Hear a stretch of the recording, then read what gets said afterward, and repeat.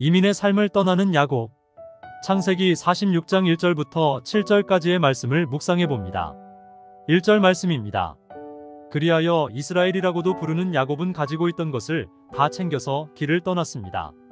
야곱은 브엘세바로 갔습니다. 그곳에서 야곱은 자기 아버지 이삭의 하나님께 제물을 바쳤습니다. 아멘. 떠나게 만드시는 하나님을 묵상합니다. 83년도에 아르헨티나로 이민을 보내주신 하나님의 뜻을 최근에야 알게 됩니다. 한국에 있었으면 예수님과는 거리가 먼 삶을 살았을 인생을 불쌍히 여겨주셔서 이민을 보내주심으로 예수님을 나의 구세주로 고백하는 축복을 받도록 인도하셨음에 감사를 드립니다. 야곱을 이집트로 이민을 가게 하신 목적을 말씀하시고 있습니다. 그곳에서 많은 민족을 이루기 위함이라고 하십니다. 아르헨티나에 많은 영적인 자녀를 낳기 위함일 것이라 생각을 하게 됩니다.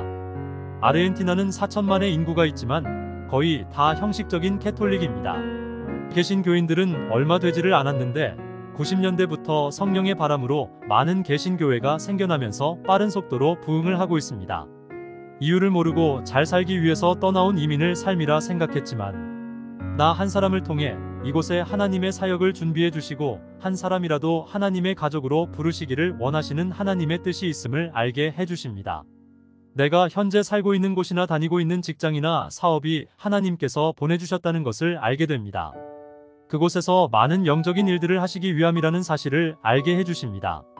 그곳이 힘든 곳이라도 혹 감옥일지라도 그곳에 나를 보내시는 것은 하나님의 민족을 이루시기 위함임을 알 수 있습니다.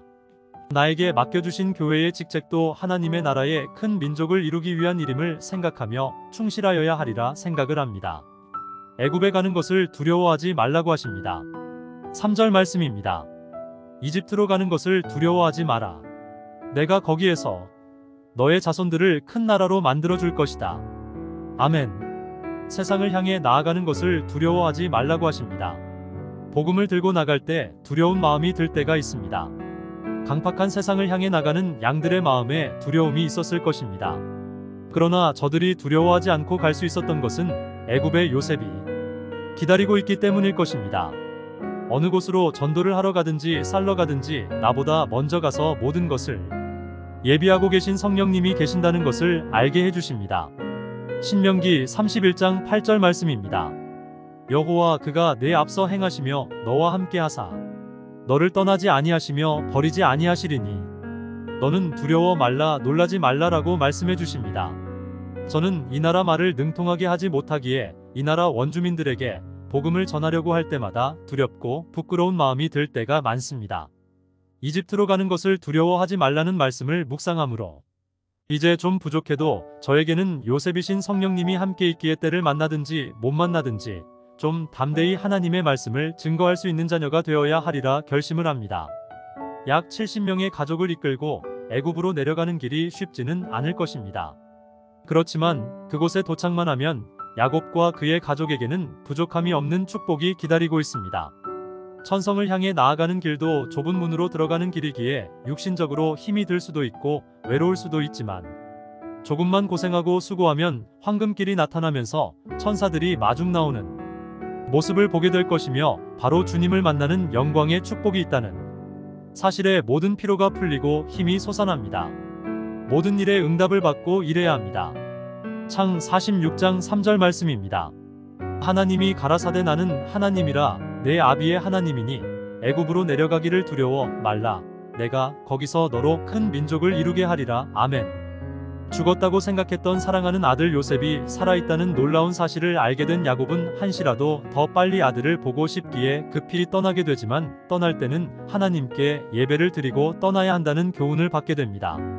하나님께 제물을 드리고 예배를 드리게 되자 하나님께서 나타나셔서 응답을 해주시고 계심을 보게 됩니다.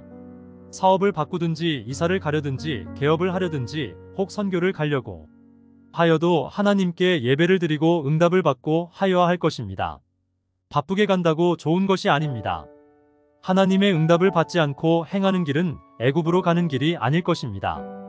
예배와 기도를 통해서 가야 할 길에 대해 확신을 얻고 인도함을 받아서 성령님이 지시하시는 곳으로 가야 할 것이라 생각합니다. 하나님께서는 이스라엘 백성에게 애굽으로 가라고 할 때가 있었고 가지 말라고 하실 때가 있었습니다. 무슨 일이 다급하다고 하여서 하나님의 뜻을 알아보지 않고 내 생각대로 사는 자녀가 되지 않기를 원합니다.